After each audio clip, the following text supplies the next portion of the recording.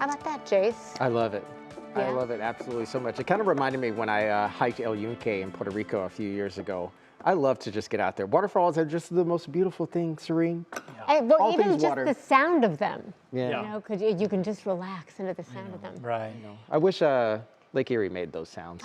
I don't know if you do, because I don't know what that would mean is going on at the I know, lake. exactly. I will not put the cart before the horse. Let's not do that here. But lots of sunshine today. It's been a beautiful day after Pretty all. that looks. Yep. We can see clouds. We can see I know. buildings. We can actually see things as opposed better to than last week. Last week we were talking about the air quality issue, Right. the smoke and haze. Okay, let's get straight to radar right now because not all areas look like downtown Cleveland right now. Certainly over towards, what is that, Trumbull County right now, a light to moderate shower rain for you right now. Also down towards Holmes County, you had a little bit of a lightning bolt earlier, maybe about an hour or so ago. This is just some of those roll-off showers, those afternoon garden variety type showers. Actually, if you're familiar with Florida, maybe even go down and vacation down there, this is kind of like Florida atmosphere right now when you get those afternoon garden variety type showers.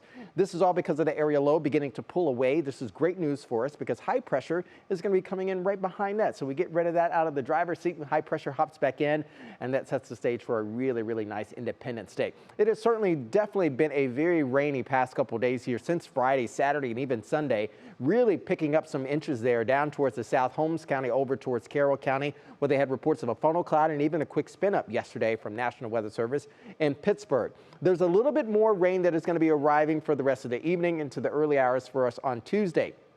I think the key takeaway for Tuesday is we could have a few pop-ups in the afternoon, but that will not be widespread. And I do not believe, and I feel fairly confident, that it's really not going to harm any sort of the afternoon fireworks plans here. We have a slight uptick in terms of our rain chances on Wednesday, but even more expected on Thursday. This is setting the stage for a really, really strong frontal boundary that's going to roar on through, and that'll play out because you'll see afternoon highs on Thursday, a far difference from what it will be on Friday afternoon.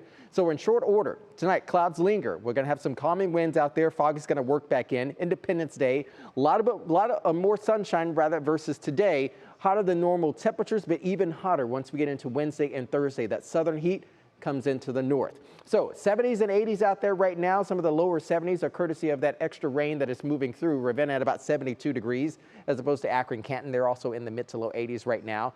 We'll keep it light and fluffy overnight tonight. I like to say that. A few patchy areas of fog. 60s waking up tomorrow morning. Afternoon highs tomorrow. Slightly above where they should be for this time of year. I think most areas will be roughly between 82 and 85 degrees for Independence Day.